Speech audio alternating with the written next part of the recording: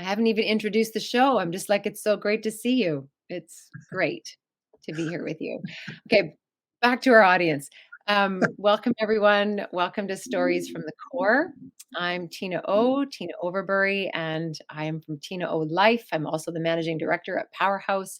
I work in story. Many of you have been with me on conversations about writing, conversations about story, conversations about myth, and I am just thrilled to spend the next, we don't know how long, with my dear friend, fellow artist, writer, and I'm going to say symphonic player out there in the landscape of creation. My friend James Gardiner, who has just finished his book, like not just finished it, but finished it, published it, is now in people's hands. All in with Love, My Journey to the Hero Within. Welcome, my friend, James Gardiner. Thanks for being here. Tina O, my love, you are amazing. Thank you, as always. Always love to talk with you. Yay. Well, let's talk. Hey? Let's do it. Let's rip the can open and talk. All right. Ooh, I just felt that. All right. Um, so you know the world that I swim in here, and in here, Mm. and it's the land of myth. And for a lot of our listeners, people often think that myth is made up shit. They think of myth as, oh, you mean those lies that we tell, or you mean those fables, and it's not to say that myth isn't fables or tales, but what myth really, like, underneath all of that, myth is the collection of symbols that mean so much more than the symbols that we see. They're like a ball of fire story in each of Mm. them.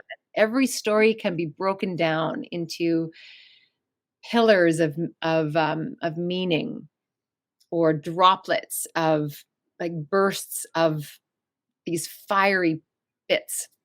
And in the work that I do in the world, I invite writers or non-writers to discover the myth that they were made for. And in the process of working with you on your book, like, myth is all over this. It's all through this. It's like the quest you just can't get away from. And I'm wondering if you might share with us a little bit, because it's the first part of our conversation, about how this book came knocking, why you answered, and a bit of the mythic journey Mm. that you've been on. Where does that take you? Sure. Well, I'll answer the first part there. The book came knocking very much through people like you in my life that uh, had a front row seat to some of my stories, some of the context that I use, and the work that I do. And whether that's speaking, podcasting, and coaching, I've always been able to share, or I've drawn and shared experiences in my life to create some context to whatever situation.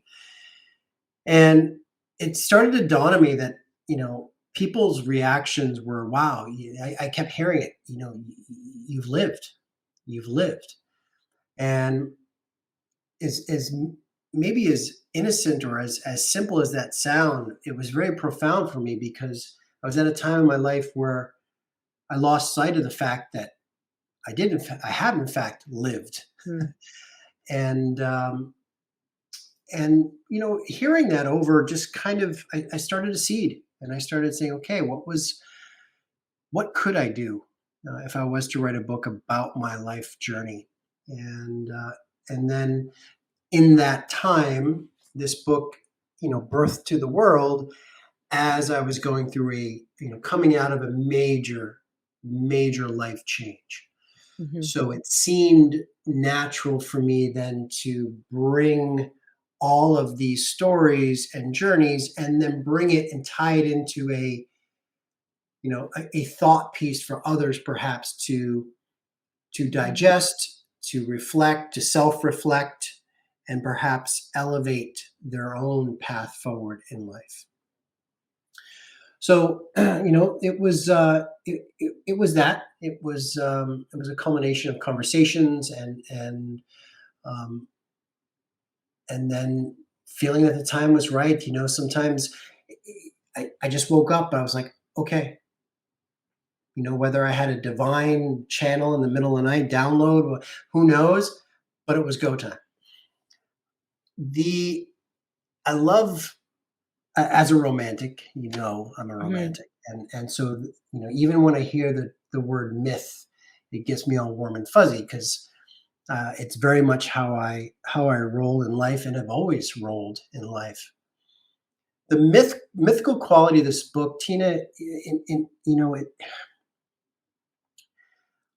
my journey, my reality versus fantasy, Mhm. unanswerable question, that little Jimmy that you actually helped me uncover, which is really one of the cornerstones of the book of getting back to my inner child and then getting back to the mindset of where I'm at now. And the myth that I live in now was the myth that Jimmy was creating back in the day. And for me, the myth for me is a combination of fantastical elements, romance, poetic verse, Yep. music, and my thing for music, and it's all of that, and it's like the legendary hero that I always wanted to be. The fantastical tales of saving the damsel in distress or charging headfirst into the lion's den, and also being that hero, but also a flawed hero. Because I always seem to relate that, even going back into my younger days. And I've tried, because I wrote the book and the journey of writing the book, I realized that I actually was living, I lived all of these things. And so I kind of tied them into my own myth of how I show up in the world. Because that's the lens that I want to view the world in, and Say through. more about that. Say you Yeah, that's the lens Mm. you wanna see the world in. The world, like, I want a world where I want to wake up to a world that's full of romance in every moment, and romance in terms of the intimacy of connection, the intimacy of space, of being in the moment, of the breeze, cool fall breeze as it hits your face, and things like that. The um, the possibility of adventure every day, Mm, like the little Jimmy riding his bike down Side Out Drive, seeking the day's adventure. Well, why, I want that to be every day I wake up. right. Today driving around doing book drop-offs, I swear to God, it felt like I was on my bike. Like it was just, that's what I want. I want that adventure, right? The music playing, it was just things are, and you're just in it. You're playing. I want the high definition lifestyle. Visceral, real, gritty, raw, emotional. Um, at times sad. I'm one of the, I used to always try to shun that. Now I welcome those kind of powerful emotional experiences because, again, it's part of the myth. It's part of, the old brooding James, the actor back in the day. It's all part of who I am now. So, as the world, I live my life as a movie every day. That's how I wake up. I'm in a Mhm. movie every day. Some days it's a drama. Some days it might be a comedy, and some days it's an adventure. Once in a while, it's a horror movie, depending on what's Yeah. going on. Woo! You know, but yeah, for sure. And so for listeners, who don't know you yet, like, Mm. when you say, you wake up every day, like life as a movie, that might sound plastic to some people, but that's not what you mean. Like, as someone who's made movies as well, I get it. It's like, right, when you make a movie, there is there's multiple layers going on in a moment. And a great movie, you won't even notice it because you're so in it, right? But there's music, right? There's lighting, there's great language, there's framing, there's the moment between people. So I think the movie lens is a great way to explain what life in HD means to you. I love that you already brought little Jimmy in here, because I wanted to read one of my, my favorite section in All In With Love. So All In With Love, for you listeners, go get it. You can get it at friesenpress.com. Just put in All In With Love or James Gardiner and you'll find it. You can also get it on Amazon, but go to Friesen because we want him to make more money, because he wrote a 400-page book. So let's pay him. Um, but so there's 5 arenas in here, and my favorite arena is Sidot Drive. That's my favorite one, because right from the get-go, I can smell where we are. New England in the fall of 1976 was simply October rust.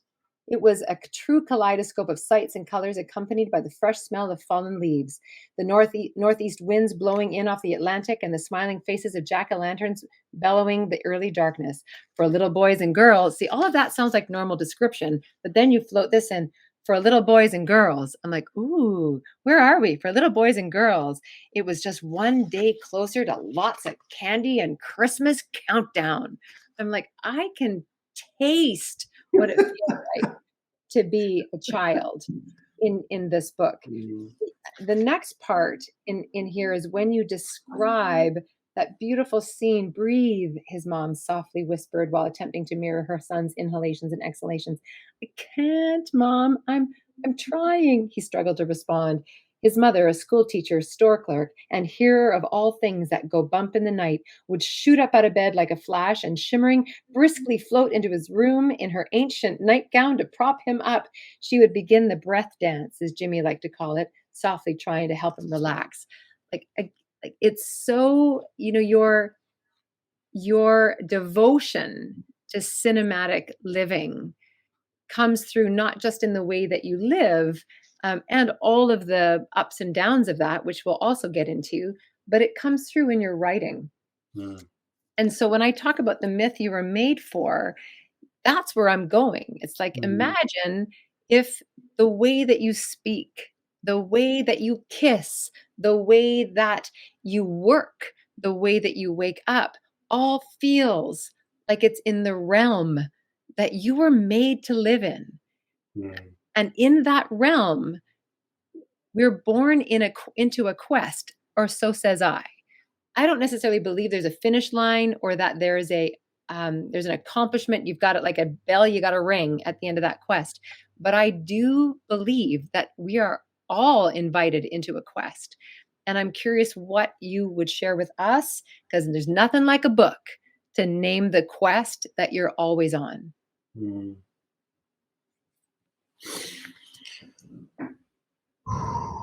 Good one, TinaO. Good one.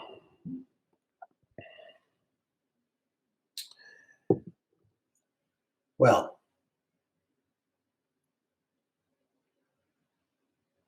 getting back to little Jimmy, this book is a quest for dignity for him, and what I mean by that too is,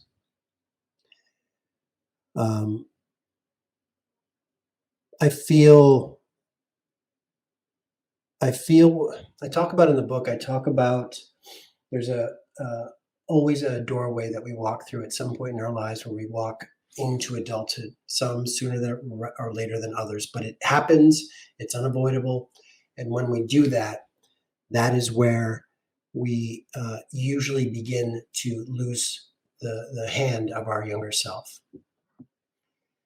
And that is when I felt that I started to not live for the dream that was Jimmy, and started to live for what I perceived was worthy, and or what others said I could do, be, say, whatever. And I feel this quest is getting back to that lost innocence, that and therefore bringing dignity back to the boy from Sinai. So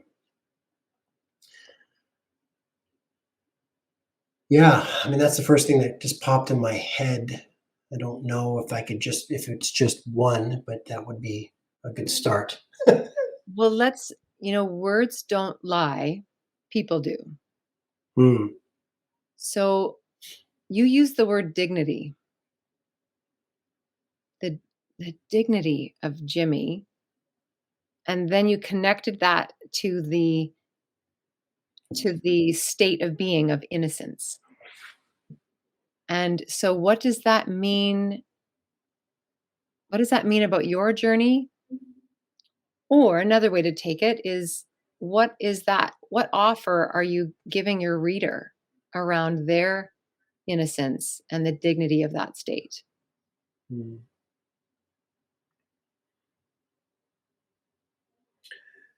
Well, happiness lies back with innocence. So everything that our younger self was and is really where happiness is born and lives and breathes and walks. So we are all on, and I say we because every human being is trying to be or achieve a state of happiness. And we know a lot of people choose different ways to achieve it. Some right, some wrong, some shallow, some whatever. And truly, that's why, and I know we're going to talk about the last arena where I bring in more of a fantasy element, but this Ponce de Leon, fountain of youth, Yeah. tree of life, that is getting back to our younger selves. If we all want to be reborn back into that innocence, and that's happiness. And if we can do that, we reattach to the hand that we let go of through that doorway, and we start walking forward in every day, um, with love, with zero judgment, with no expectations, with curiosity, with wonder, with innocence, and we just are. We just are. We be. We be. Would be. Right? Mhm, mhm. And so,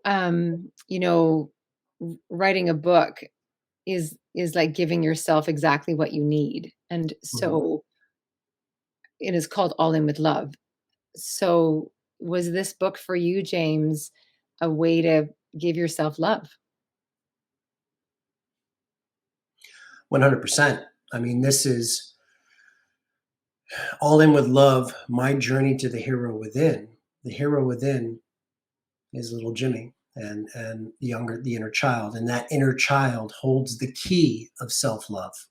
So this is one man's quest for self-love. Mhm, mhm. It's a really important message these days as a mother of 3 sons. Worry is not the right word. I don't worry about them. But as a mother of 3 sons, I have heightened, I don't wanna say the word dread, but it's almost like I Mm. just wonder what the fuck is gonna happen for them, because as a woman, I know that patriarchy needs to be smashed, and it's like crumbling, right? I've been on the other side, I've felt the effects of patriarchy, and yet what is available to replace it, but more who is there and what is there to support, the patriarchal energy as it redesigns itself. Mm. And what I'm understanding, through your book, um, it could be, it's overly simplistic to think that innocence is the answer, and but that's not what you're offering. What you're offering is that after the shitstorm and the multiple and the paper cuts and the axe in the chest and all all the things, all the things that we are not willing to talk about because there's shame there. There's there can be innocence after that. And like that to me gives me a lot of hope. Do you sell this book to men? Do men buy this book? It's a great question. I hope and trust men will find this book. I think honestly, I think the way that will start is, yes, there's going to be some conscious males out there that will scoop this up, that are in my community, that are, we're like-minded. And it's really going to be the wives that say, hey, you need to fucking read this book. Right. And it's important to me to read this book. I don't look, yes, I don't like to label things. And yes, there's masculine, feminine. Yes, there's male and female. This book is for human beings, because what you just said there, which was beautiful, like, because we all have those paper cuts, axe in the chest things in our lives, that after all of that, beyond that is a chance to reclaim innocence, to reclaim happiness, to do the work, to have acceptance and ownership. And really that's the crux of my journey, and why I'm able to create a book that is 100% transparent about my life. Mm-hmm. Mm-hmm. I'll tell you, one of the things that really pisses me off about, not your book, but that really pisses me off about autobiographical stories, like how many people in a day, I'll tell you, like I cannot count the number of people in a day who say, when I ask them, why are you writing a book? And their first answer is, because my life has been so blah, blah, blah. And everyone around me says, you should write a book. And I say that in a kind of a pissy kind of thing, because everybody says that. But those who are willing to stay with that and go, because I'm circling back. The stuff that pisses me off is when people think sharing the bad things that they've done with the world is now is transparency. And now they get to wear the badge of, this is the bad shit I did, and I'm taking responsibility for it. No. There's like at least 10 steps after that. And to me, that's your jungle. That's the jungle chapter, because everything that leads up to the jungle, there's some great stuff, there's some shameful stuff, there's all of that. But the jungle arena is where you say, I'm putting words in your mouth.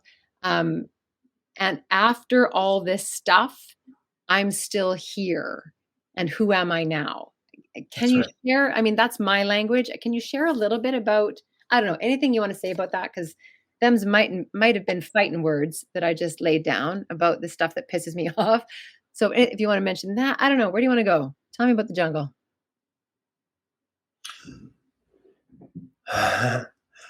Well, the jungle arena is, I mean, it was going into the jungles of my mind to, when we have enough, we have enough, and we need to go seek answers. And the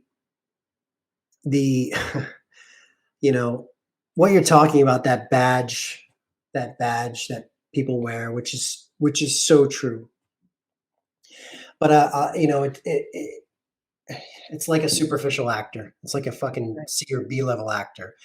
They wear it, but like they're phoning in half the time, or you just know something is misaligned. And the jungle, for me, I came out the other side because I went to the fires. I went to a place of complete and utter despair. Mm-hmm. Mm-hmm. And the fires by which the conscious warrior arose from that Mm. was so hot that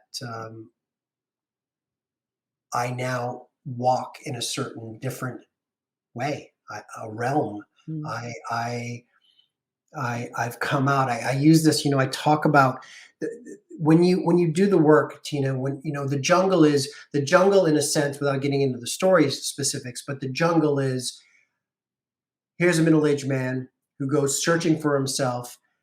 The warrior that he is starting to, on the journey, detach all the pieces of armor and things that don't serve him anymore, that he put on his body because of adult life and association of worth with this and that and this, and pulling away and stripping every fiber of my being to the point where I stood naked before the tree of life, if you will, in this case, to with nothing, to then truly be reborn again.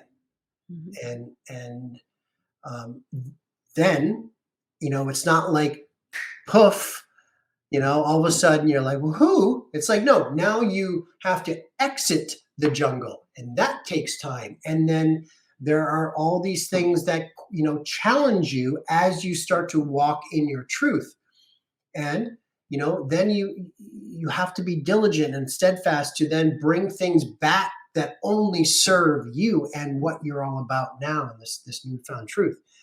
So I hear you where, you know, yes, I'm transparent in the book, 100%. And, you know, I, for me, I don't give a rat's ass about a badge of honor or whatever, right? To me, it's not that. To me, it's truth.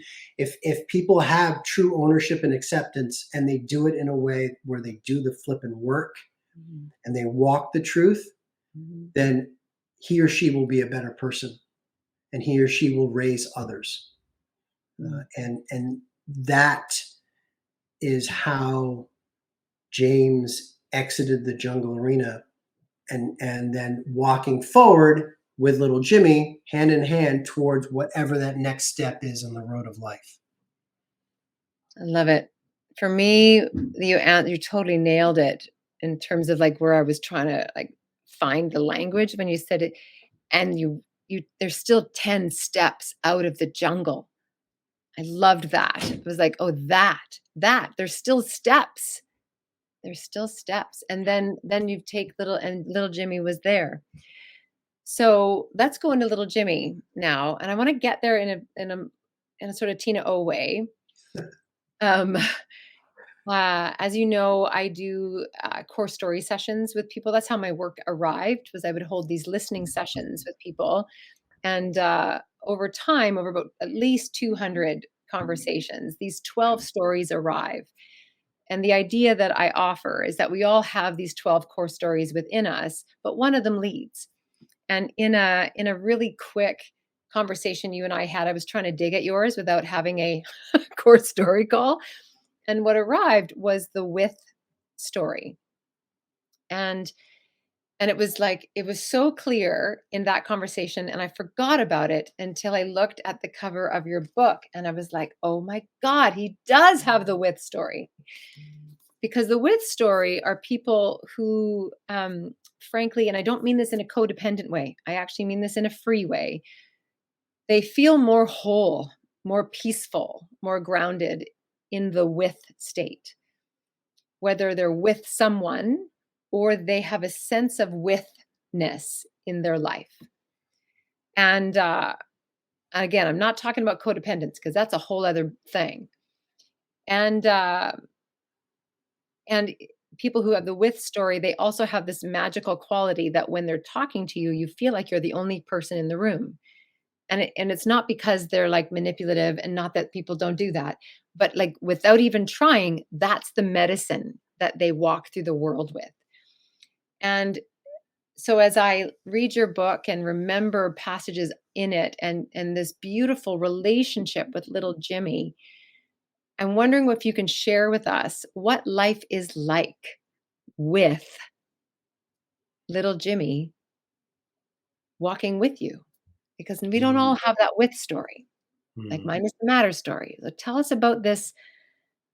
What does with feel like with for you with little Jimmy? Well, it took me 50 some years, I guess, when I finished reading. Yeah, so 52 years, 53 years to realize the width that Jimmy brings to me is the affinity I have to be with everything in my life. So just follow me on this one. Yeah, yeah.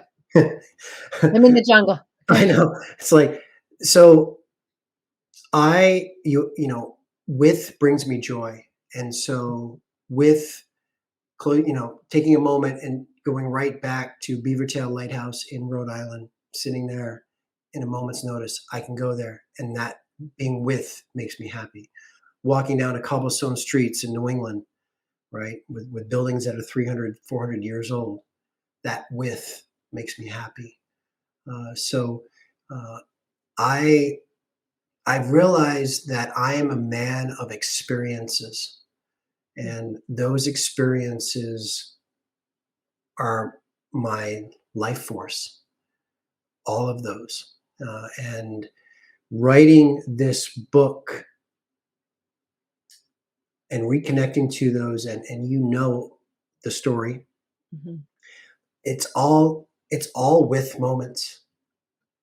Yeah! That's my entire book. It's with my red squirrel stuffy and my Star Trek action figure, or it's with the group on Side Out Drive that we would play. What's the day's adventure going to be, or with the rowing team, and Rowing team. Oh, right, yeah. with with and because Jimmy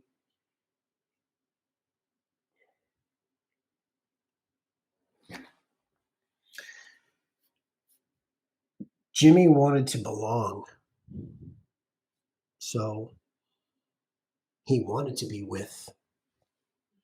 So the old man is now honoring that by being with everything in my life, and everything is a beautiful moment, truly. So I think that's really it, and I've never really even thought of that until you prompted this question about with, and I'm looking at my book over there, and I'm like, shit, it's like that is my life. It's with on the micro level, and all these little vignettes that have made up this cinematography cinematic story that is my life, I suppose. Well, the beautiful thing about cinematography is there's no division between worlds. Mm. Like, all worlds are colliding at the same time, the music world, the written world, like, it's all there, and so it's, like, just another version of with. Like, when I think about you and, the way you write and the way what you're inviting, your audience to wake up to really is their own HD life, their own withness, and you're offering us a way to get there is through the inner child. Can you tell us a little bit more about the inner child and that gift available to us if we want it?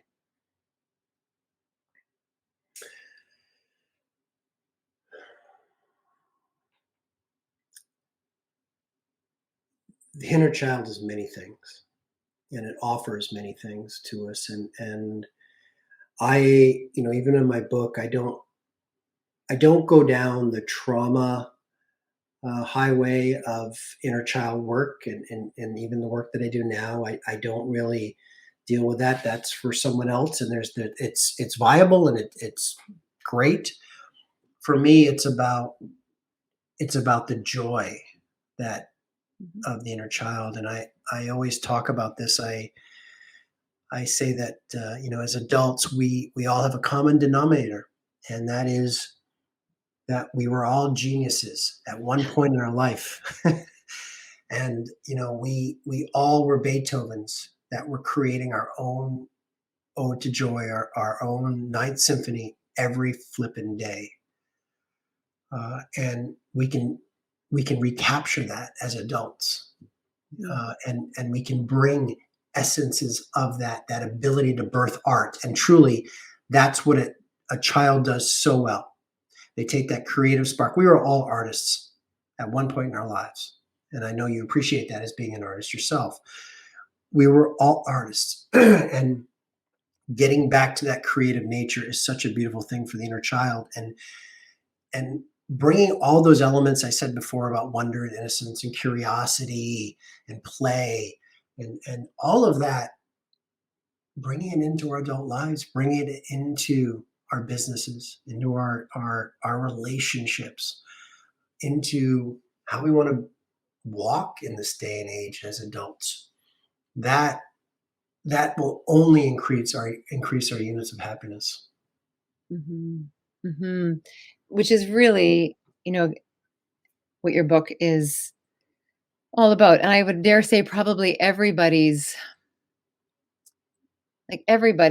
book or medicine they give the world boils down to the same thing. We wanna make your life better. We Mm, want right? And it's funny, if I ask when I ask people in a call, I'll say, "What is it that you give the world?" Everyone actually says love. Like, they all say mm, love, but we all get there in a different way. And mm, so it's like you're giving us the medicine of love through the inner child and that wonder and the innocence and the dignity of that. I love mm, that. Dignity. Okay, let's spend a bit of time on medicine. mm, Um, mm, and what I mean by that, is interesting because you also mentioned fire. I'm like, "Oh, there's the alchemy." Right? Because it's through fire that lead and alchemy that lead becomes gold, right? So just think going back to that moment in the jungle when you're like, tree of life, if you will, and stood in the fire. I'm like, ah, yeah. Sidebar. Just had to I wanted to grab that thought before I left it on the floor, going, pick me up. Um, so in the work that I do in the world and in my belief system, I I really do see every individual as wildly unique, and I mean, we all do, but, like, when people say you're crazy and stuff, I'm like, yeah, yeah, well, yeah, because 'cause we're actually if we all let ourselves be, the of who we are, everyone would call us fucking nuts, right? mm, But yes, in that nuttiness, there's medicine. mm, There's something that's been entrusted to you to give the world. It's your medicine, and it's also the same medicine that you need. And so you wrote this book, to as your own ode to joy, as I've heard you say before, to give yourself a process of self-love. And tell me what your ultimate hope is for your readers who read this or work with you. Like, tell me about your medicine, James. What do you mm, hope? What do you hope that how do you make the world better? mm. I have two parts to that. Um, the nucleus, if you will, is it's a lot of it's a combination of different elements. Hope, obviously, hope, courage, uh, the dream. Bringing back the dream. The dream is still alive. Um, obviously love, which we talked about, especially being, a conscious male who leads with love. I want to shine some more love, some, the power of forgiveness, the power of acceptance, the, the power of ownership, the idea of having a state of grace with how you show up every day, uh, and how that can really be one of your best assets as you move forward in every aspect of your life. As a male, I also talk about the the ownership and acceptance of the divine feminine that is in me, and how that was a crucial thing to to acknowledge that and to bring more qualities of that into my life. Uh, so, you know, a lot of those qualities too, some of the first ones that I named, ironically, were or are many of the medicine that Jimmy was looking for. All those years in the hospital and being weak and frail and timid, and um, he was seeking that. And so this is my give back to the world, but also to him. It just took me a long time to find some of those qualities. And I will say this, Tina, that I also feel my gift as a human being to this world, and the medicine that I can give to this world is also very in line with a lot of what we've talked about in my symphonic moments and my movie background and that and I wanted to write this book in a way that is also, as you know, a cinematographic or cinematic, excuse me, experience and symphonic experience, so that it can entertain people, so that it can All right. escape. People can just dive into this book and escape into a different world. They can, love, hate, cheer for me, whatever it is, just like they would for a story on the screen. And then what I love about movies so much is things.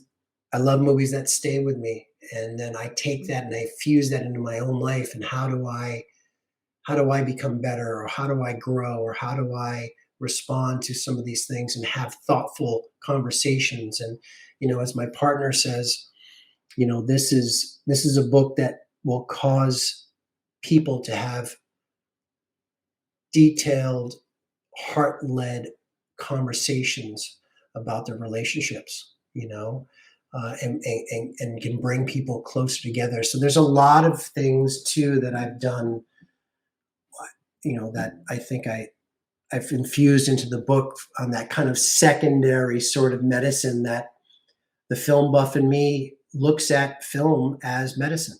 I do. Right? Mm. It's like healthy escapism. Exactly. Healthy escapism. I love that. Yes.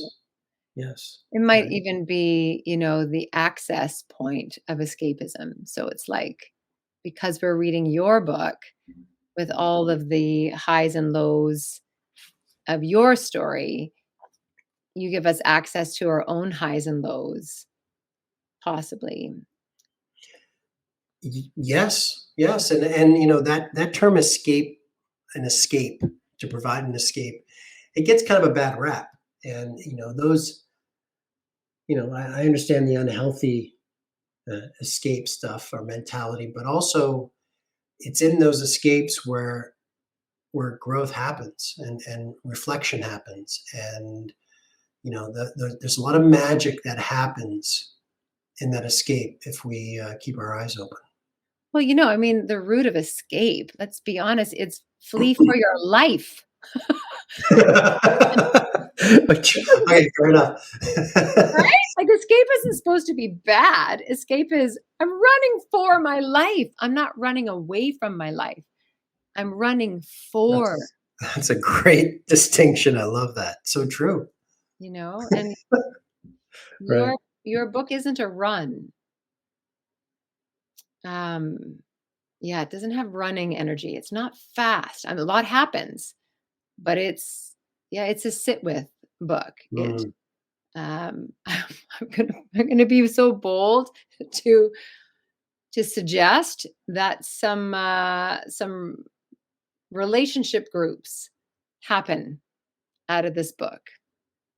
I'd say men's groups, but I don't need to be gender specific. But could say men's groups too. But I would say relationship groups because, you know, either side of a relationship is going to grow through the experiences that you pull the veil away from. I remember working on whatever draft it was and being embarrassed for you because of some of the scenes. Not embarrassed for you, like when it got out to the reader, but like I was living your experience. And I was like, Mhm. oh my God, when he looks back on that, he must just cringe at himself, right? Mhm. But that goes to your piece. Like what is the medicine that you give the world? You said forgiveness, permission to forgive, permission to take ownership. Um, I wonder, just as we close our last little section together here, if you can speak a little bit more to that, because I out in the world, you're a business coach, which bumps up against performance coaching, which actually bumps up against life coaching. You've coached me through a number of things, and there's a sweet spot in here around things that are hard and beautiful, like the witness. It's like beauty and hard hold hands. I don't know where. Tell me more. You have to prompt me. Okay, Uh, well, your Give me jungle is like yeah. that. The jungle's like it's fucking brutal at times. Mm, And yet I guess it's like it's the alchemy moment. It's when the lead does turn into gold. It's the eye of the needle. It's the oh God, I don't know how you do this. It's the nine hearts scene when you want to barf because you're giving so much. And yet in that rowing state of giving so much, it is extraordinarily beautiful. mm, I'm not an athlete, so I don't have that. mm, I have it in childbirth. I have it in grief. I can touch beauty in grief, but like mm. is that helping? Yep, Okay. yep. Beauty in grief. Well, oof, good one. Okay. As a romantic in how I view the world, life, there's also, follow me if you can, there's also romance in the struggle. There's also romance in the despair. And, the jungle was a heightened sense of that. Yes, it was some, very, very hard, distraught, soul wrenching moments of just darkness, and yet there's I tried as an author and as an artist to bring some of the romance of that struggle into the way I wrote it, so that um, it it really sang off the page and created that heightened experience for the readers, because that's what was going on in my head. So again, how I show up, like I don't, like uh, I, James Gardiner doesn't. I'm trying to think of a. I can't think of an example. James Gardiner doesn't show up and has an emotional moment of despair because of something. It's He has an emotional moment that is compounded by this and that, and then the ghost of this past decision also weaves in there, and the trees outside are rattling in the November wind, and it's that, and that's what that's the way it was for me in those moments. So I look back and there was beauty in the despair. There is beauty in the. I really love this, Tina. There is beauty in the darkest moments. There is beauty in the soul wrenching racing moments of the rowing stuff. There's beauty in the agonizing despair of being on stage as an actor having that final scene, tormented between the actor underneath the skin and the character he's playing, and yeah, and I think you know maybe maybe that's life. That there's always beauty with.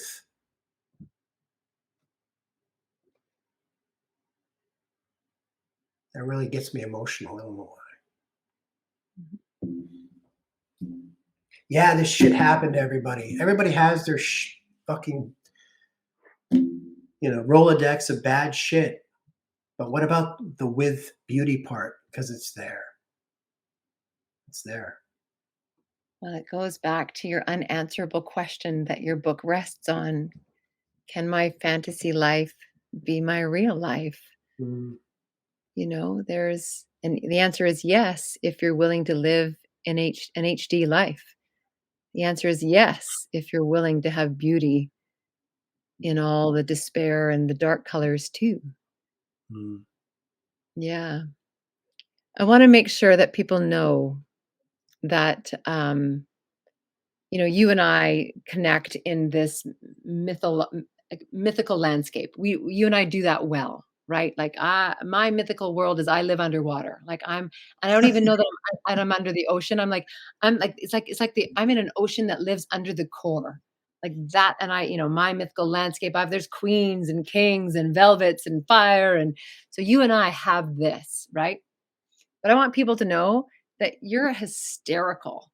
That you have this book cracks me up because you slap me sideways with your your down home American simple thing. Like some of your phrases.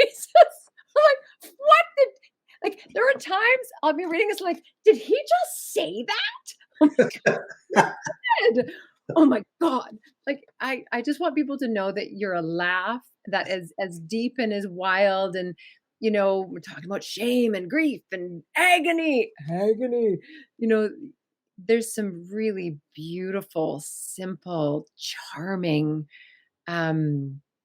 lightness. mm. Um, and your friendships in this book, your funny conversations with Malcolm, you know, I just want people to know that you are as light and lovely as you are deep and dark. I appreciate that. I do, and it it is a good point to make because obviously, even in a lot of interviews that I do for the book now, everyone usually goes to the meat, right? And this book has every facet of emotion you can imagine. And it is. I actually talked to somebody the other day. Couldn't believe how funny it was. Like the whole Rhode Island arena, they thought it was great. Like just funny and witty and smart, and yeah. And then I come at a different angle, and all of a sudden we're dealing with murder and, Yeah. and chaos in New York City, and like it's just. And again, I guess that goes back to that cinematic experience, offering different things, Yeah. which I feel is also some sort of medicine, right? Totally. Because in a cinematic world, all is welcome. It's Yeah, all here, all yeah. happening, right? Um, so let's wrap this up. Tell me a little bit about as we our last thought. Where are you hoping this book goes, and how can we help you get there? What are you Wow. wanting? I would love as many people as possible to take the journey, and I this is my ship that I have hoisted the sail on, and will be traveling around, speaking, doing keynotes, and also just having intimate conversations with people about the book, about the power of the inner child.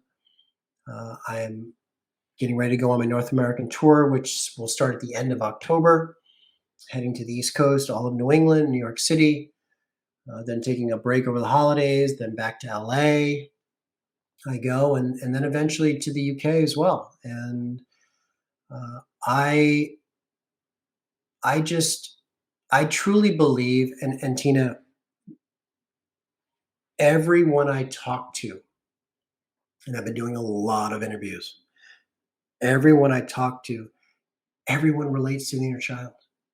Hmm. So I haven't met one person yet that doesn't go, huh, huh, right? When they're having a conversation about their younger self, and yeah, you remember that time, when you were curious about that, oh, getting back to that.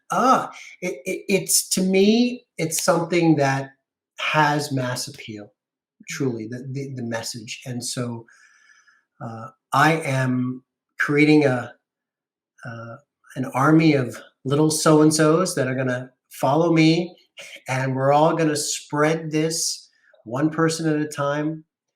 And I will say this, um, and I'm putting this out there, and I believe it wholeheartedly. This is a movie right here. It's a movie, and we'll we'll see what happens on that front. All right. Jimmy just launched a balloon. You got it. All right. Space shuttle. If it's Jimmy, it'd probably be space Oh, shuttle. yeah. Okay. I'll be space shuttle. Yeah. You just launched a space shuttle or maybe a football or oh, yeah, I know. All right, everyone. Thank you so much for joining James and I in this, what I hope for you was a deeply fruitful, fun, rich conversation. Mm. And go out and buy his book, All In With Love, My Journey to the Hero Within. It's a new kind of hero. The hero's the inner child, your inner child. And thank you, James, for being a part of Stories from the Core and sharing your story from the core. And I look forward to our next catch up about, yeah, all things Jimmy. Well, Tina, it's always a pleasure. You know that. I love talking with you, and you. I just want to take a moment to. I mean, this book is very much you, and you've had a really huge hand, more than anyone, in this book being birthed to the world, and my growth as a human being, as a male, as an author, and also as the work that I'm going to carry on and do now because of this book. So I can't thank you enough. And the depth of the book and the intricacies of how it's created um, is because of your genius and what you bring to the table. So thank you, thank you, thank you. Mm, thank you. Wow. Thanks, James. It's lovely. Let's let that in. Thank you. All right, everyone. And thank you for hanging in with us. And we will see you next time on Stories from the Core. And again, go out and buy the book. Just do it, just because I said so. Okay, everybody. Bye for now.